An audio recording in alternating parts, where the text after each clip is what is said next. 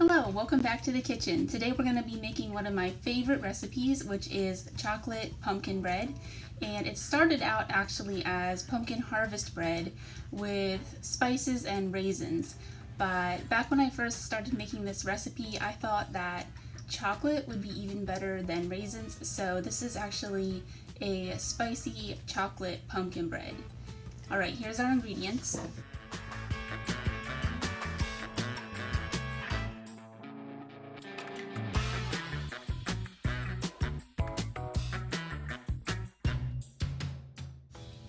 Alright, we're going to start by combining our flour mixture in this bowl. Alright, so I've scooped up a full cup and now I'm going to use the back of the knife to level this off.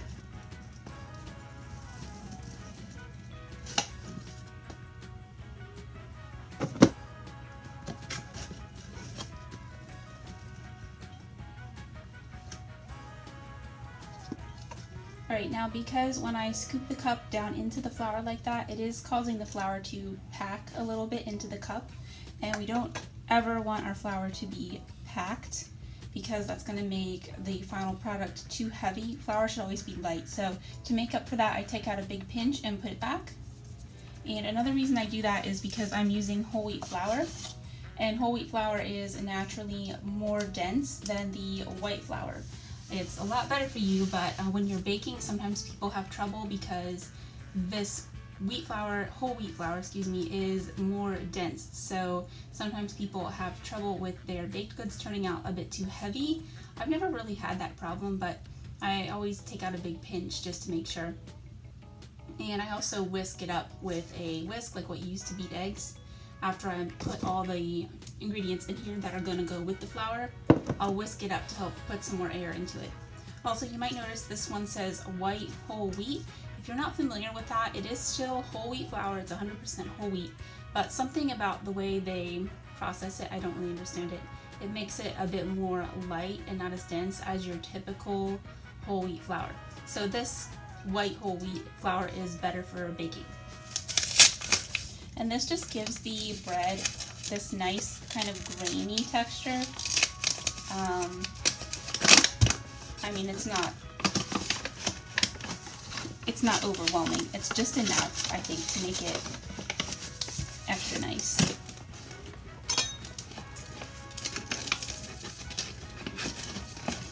Alright. The recipe is calling for 2 teaspoons of this cinnamon. Here's my teaspoon. I'm just going to do 2 heaping teaspoons. I'm not going to bother to level this off because I think with cinnamon, a little extra is good. If you have the type of measuring spoons where there's an abbreviation instead of the full word spelled out, tablespoon is the one that says TSP. If you ever see TBSP, that's a tablespoon, so that's different. You don't want that. That's a lot bigger. So this one's teaspoon. Now we need 1.5 teaspoons of our baking powder and 1 teaspoon of our baking soda.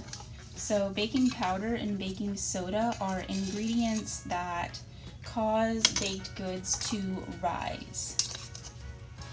Alright, and you'll see the tin has this little thing here, which is what you use to level it off. So you don't even need to get the back of a knife for that. Like that. And baking soda and baking powder are different. So if you ever have a recipe, some recipes will call for both, like this one does. A lot of recipes will just call for one or the other. So just make sure you're using the right one because they are different. Alright, so now the baking soda, this one, 1 teaspoon. And the box actually has a little thing you can level it on too. Now we need 1/2 teaspoon of our ground nutmeg. Oopsies, that's not going to help. Okay. And I'm just going to do another heaping one because why not? And our final ingredient for this mixture here is the salt. We need a 1/4 teaspoon of salt. So I'm just going to take my 1/2 teaspoon here and just fill it halfway, rather than bother to get out the 1/4 teaspoon. If you want to get out your 1/4 teaspoon, go ahead. I just like to save a little time that way, but if you don't feel confident that you can estimate it well enough, just get out the 1/4 teaspoon. Alright, so here's our nice mix. It looks quite pretty. Alright, now we're going to whisk this up, and I am going to keep moving the bowl around and turning it different ways as I'm whisking, just to make sure. You can see there's some cinnamon and stuff there at the bottom that didn't get mixed in. So turning it different ways helps make sure that I get it all mixed evenly. Alright, and then that also helps make the flour lighter, and it gets some air into the mix, like what I said before. Some recipes do call for sifting your flour. There's actual special flour sifters that you can put the flour through. I don't have one of those, and I'm honestly just too lazy to do that. So the trick that I learned is just to whisk it up like this to add the air in and make it fluffier. And I also came up with that trick of taking out a pinch. So I find that that works perfectly fine. I've never had a problem. So if you too are also too lazy to do the sifter, just try those 2 tricks together and see if it helps you make your baked goods lighter. Alright, so we're going to beat together our pumpkin, eggs, the 2 sugars, the oil, and applesauce. Actually, this recipe does call for some applesauce. What I usually do is, I don't usually have applesauce on hand, and I like extra pumpkininess in this bread, so I just replace the applesauce with more pumpkin. So we're going to be using a cup of the pumpkin, and then it calls for a 1/4 cup of the applesauce. So 1 cup plus a 1/4 cup of the pumpkin. This is a 15-ounce jar or can of pumpkin. So 8 ounces is the same as a cup. So, and that would be 4 ounces would be a 1/2 cup. So 2 ounces would be the 1/4 cup. So 8, 9, 10. So 10 ounces of this would be what we need. So that means I'm going to use like maybe this much of the jar, since the total jar is 15 ounces. So that would be like 2/3 of the jar would be 10 ounces. Of course, if you don't like to do it that way, or you don't feel confident doing it that way, you can, of course, just get out your measuring cups and measure a full cup and the 1/4 cup. This is just a way to save time for me and not get more cups dirty. So I've got that much left to use on another recipe sometime in the future. Alright, now we're going to add our 2 eggs. And it is a little bit hard to do this on a plastic dish, so I'm going to get a glass one. Some cooks also recommend doing your eggs in a separate dish before adding them to your recipe anyway, just in case there would be something wrong with one of the eggs, you know. Then you wouldn't end up wrecking the ingredients that you've already got in there and having to start over.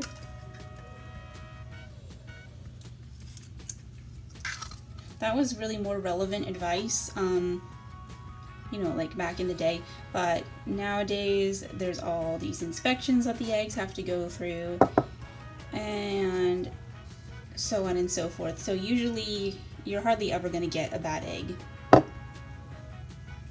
like you may have in the past. Although actually these particular eggs are farm fresh, so they haven't been through all the grocery store inspections and all that kind of thing, but I do know that they're very fresh. So alright, next we're going to add our sugars, starting with our regular granulated sugar, 1/2 cup, and then a 1/2 cup of our brown sugar.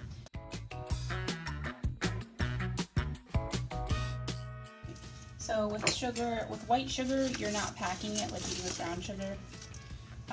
And also, unlike with flour, you don't have to worry about it getting packed by accident. I'm making a mess. Because it's little hard crystals. They're not going to get packed. They're little hard crystals with no water remaining in them. or no liquid remaining in them. So you can't really pack these at all. So you don't have to worry about accidentally packing it like you do with the flour. Now the brown sugar, it's got more liquid in it, so that's why it's packable. Kind of like packable snow has more liquid in it than the dry snow that you can't build snowmen out of. Kind of the same idea. So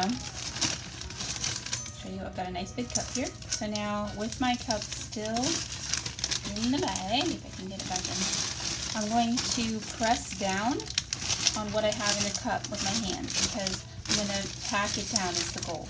With brown sugar, you do have to pack it. That's the correct way to measure it. So I've got it all packed down. I'm going to just pack on a bit more before I level it off. Press it in. Okay, so now we're ready to level this off.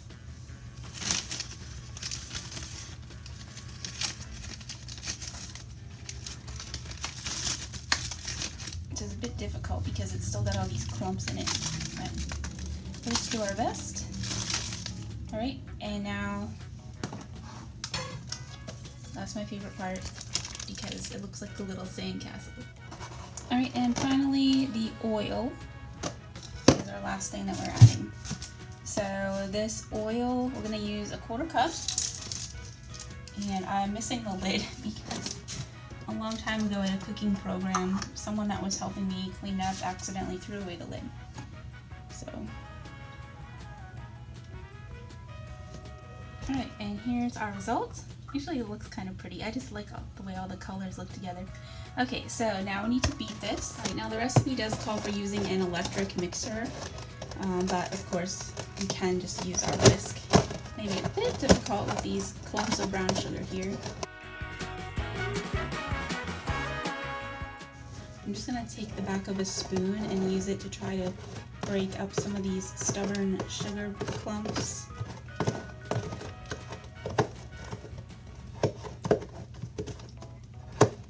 If I can't get them all, we'll just let it go. I don't think it'll be a disaster if the bread has a few little clumps of brown sugar that aren't quite mixed in. Alright, so next we have to stir, we have to beat in our flour mixture until it's just blended. So when they say beat in until just blended, that's just a warning not to overbeat it. So just watch until it's completely blended and then stop beating. So I need to exchange my whisk now for a spatula.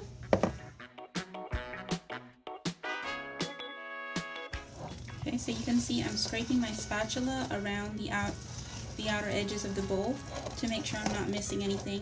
And I'm also getting down under the lump of dough that's forming and flipping over. Trying to show you without dumping this on the counter. So I'm making sure that I'm getting any flour that's stuck to the sides and flour that may be hiding out on the very bottom of the bowl, just to make sure everything's completely blended together. And if you're doing this with an electric mixer, just stop the mixer every once in a while and scrape down the sides of your mixing bowl with a spatula and then start it again.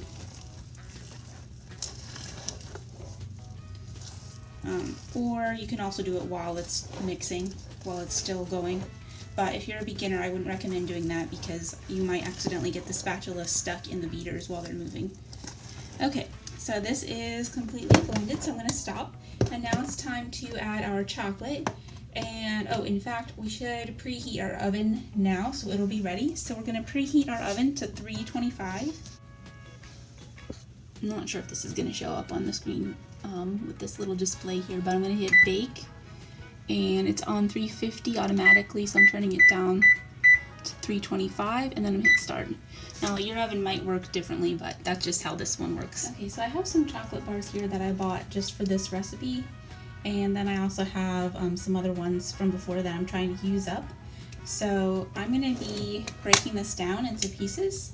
And this, you can see it's got stuff in it. That's actually orange zest. So this is chocolate with orange essence, is how they called it. So I just thought that would be interesting to try in this recipe. If it's got like a tiny bit of an orange flavor, could be interesting.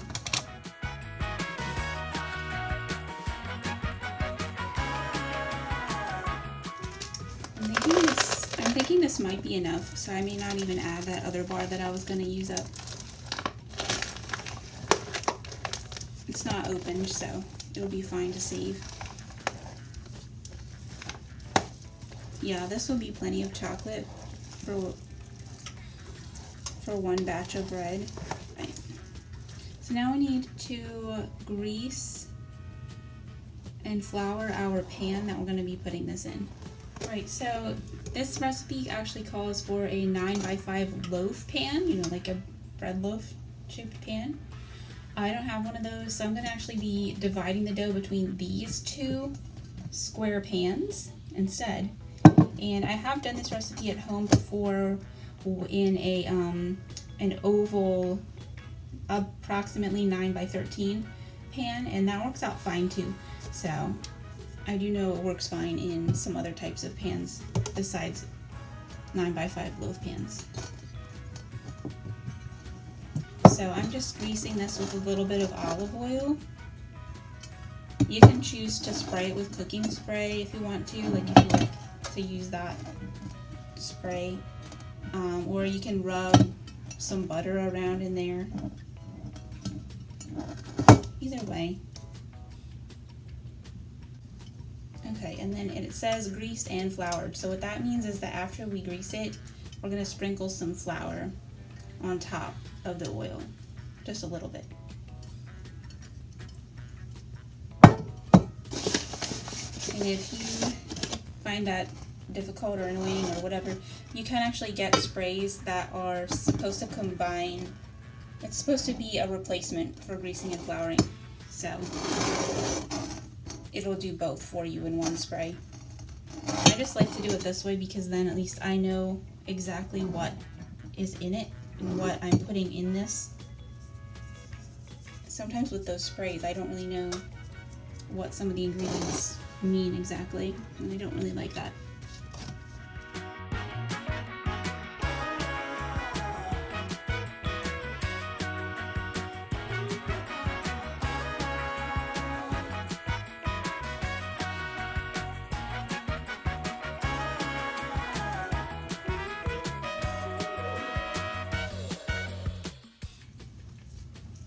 Okay, now I'm just flattening it down inside the pan, so it'll be nice and even in there. So I'm just pushing it into the corners of the pan. You can see there.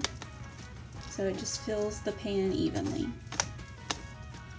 But you don't need to like mash it down completely flat and smooth. That's not important. I'm just making sure that it fills the pan evenly and that it's an equal thickness throughout the pan. Not like higher in the middle and lower on the edges or something like that. Okay. So here's what it looks like. It's in the pan.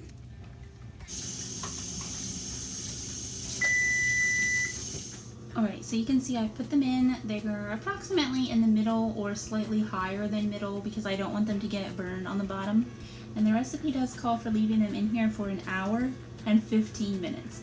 So I'm actually going to check them after about a half hour just because I'm doing this in a type of pan that I've never done it in before, and this is a shallower pan than a loaf pan would be, so it may very well get baked quicker. So I'm going to check this after a half hour. Alright, so as you can see I'm now checking on these. I have my toothpick, I just stuck it in.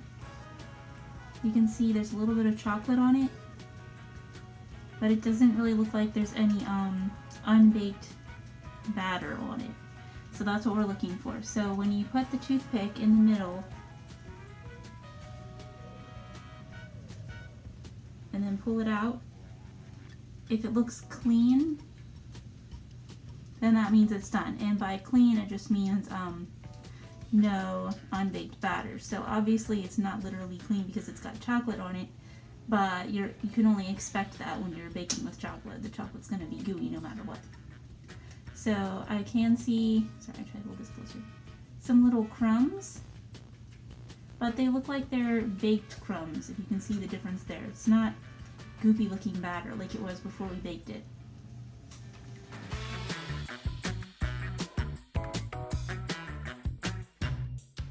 Alright, and I just wanted to show you one other way that you can tell if it's done. So, I'll try and hold this up here. Alright, so it sort of looks like it's solid on top, and you can even tap the top and feel. It doesn't feel goopy anymore. And along the edges, it sort of looks like it's pulling away from the pan a little bit. Just a little bit. The edges look dry, like you can even see here on this one. Some of the edges look brown and dry, and they're pulling away from the pan just slightly. It's not clinging to the edges of the pan like it did when it was still uncooked dough. Alright, so those are all signs that this is done. The kind of warm brown color, the fact that it doesn't look or feel goopy anymore, the fact that the toothpick poked into the middle comes out clean other than just chocolate, of course, and the fact that the edges are slightly browned and dry looking and pulling away from the edges of the pan slightly. Alright, so I'm going to let these here to cool, and then we're going to taste them. Alright, so the recipe says to let these cool like this for 5 to 10 minutes and then dump it out of the pan onto the wire rack to cool the rest of the way. So we're going to try and get this out of here. So I'm running the knife all the way around the edge like this to make sure that it's free before I start to dump the pan. Alright, now hopefully if you did a good enough job with your flour and oil, it'll come right out. Alright, so I'm going to let that, it's fine upside down. I'm just going to let it sit upside down until it's completely cool, because if I try to move it around while it's still so warm, it could fall apart more easily. Alright, I'm going to take this downstairs and start sharing it. I do have a special announcement about the In the Kitchen videos. This is actually our last second Tuesday in the kitchen video. Starting in April, the videos are only going to be on 4th Tuesdays. So before it was 2nd and 4th Tuesdays, now we're going to go down to once a month, 4th Tuesdays only, starting in April. And that is because we do have a new cooking club starting at the beginning of this month, which is Teen Sous Chefs. And those are also going to be recorded and posted. So that's an in-person program in here in the kitchen where teens will be cooking various things, and I will put the flyer in next so that you can get more details if you want. And those will also be filmed and edited and posted after the event so everyone can watch it. Alright, I hope you have a great rest of your week. Thanks for joining me in the kitchen. Bye!